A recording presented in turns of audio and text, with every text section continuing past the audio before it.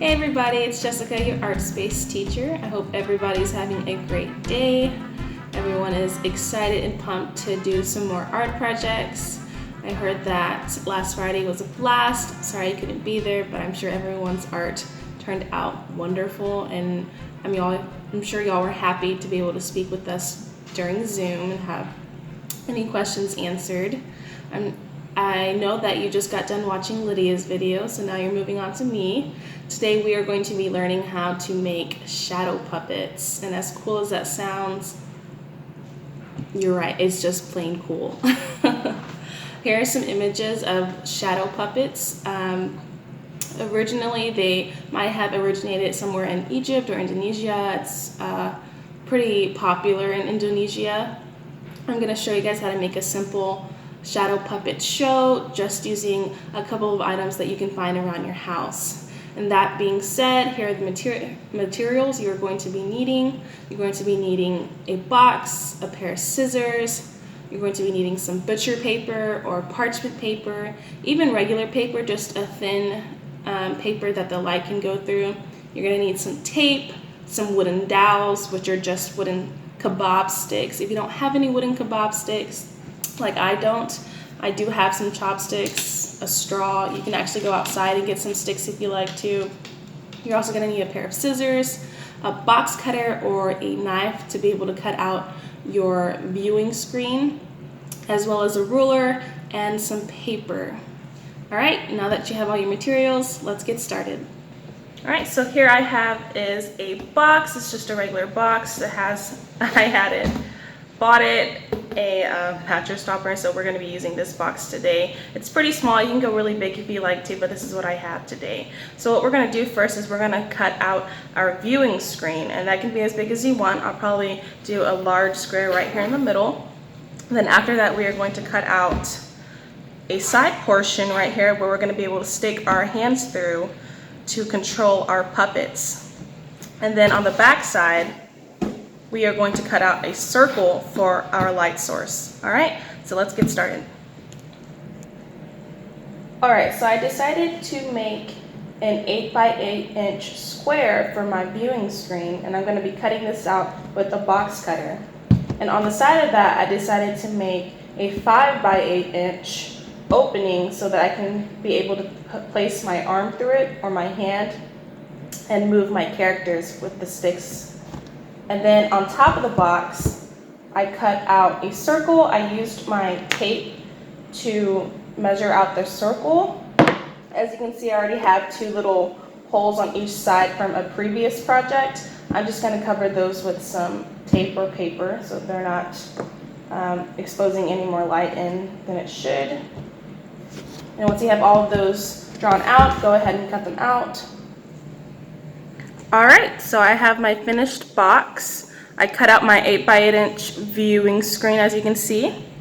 Then on the side, I had cut out my 5x8" opening so I can slip my hand through. And then on top, I cut out my circle for my light source, and I also covered up those two holes with some paper and some tape. Next thing we're going to do now is we're going to flip over our box, and we're going to cut out a piece of parchment paper to lay on the inside so that we can have our screen. You can lay it over the outside if you want to. I'll show you in a moment what that's going to look like. All right, as you can see, I cut out my parchment paper. It's laying on top of the opening right now, but what I'm going to do is I'm actually going to tape it on the inside just so it looks a little bit more neater. All right, as you can see, I taped my parchment paper down on the inside. Let's flip over the box and see what it looks like. And there we go, we have our viewing screen. Now we're going to move on to our characters next. So as you noticed, when you had cut out the openings for your viewing box, that you have some leftover cardboard pieces. And what these can be used for is for your characters. You can draw your characters on them, and your setting as well, elements found in your setting, whether that's buildings or houses. You can add as many as you like. You can also just use regular paper and cut out your figures, that way your characters, Or if you have any old children's books and you want to use your characters from there, then you can cut out from those. It's really up to you. We just want to use as much as the resources that we have to our advantage. So I'm going to be using these cardboard pieces, and I'm going to draw out my characters on them and my setting.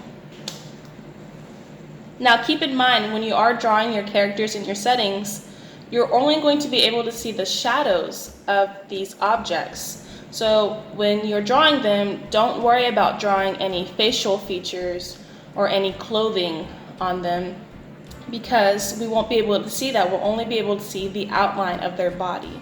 All right, this is what it looks like, the finished product. I taped my house and my son to the parchment paper and partially to the inside of the cardboard box. I have my light source shining on top, and then I have my little figurine character girl attached to my stick, or my straw in this case. And so now we're gonna place her inside and let's see what we get. Oh, awesome. Isn't that cool? You can make lots of different characters too if you wanted. Wow. That's pretty neat. Alright guys, have fun with this project. I can't wait to see your videos of how you did your shadow puppet show. Alright everybody, I hope that you had fun making this project. I hope that you learned a couple of things on the way, and that the end result was amazing. If you have any more questions, or if you feel like you want to do something even better, there's a link down below to Kenneth Wingard's video on how he makes his shadow puppet box. He mentions a few other little tricks and tools that you can use to make it just a little bit better. Alright, well, I'll see you guys next time. Bye!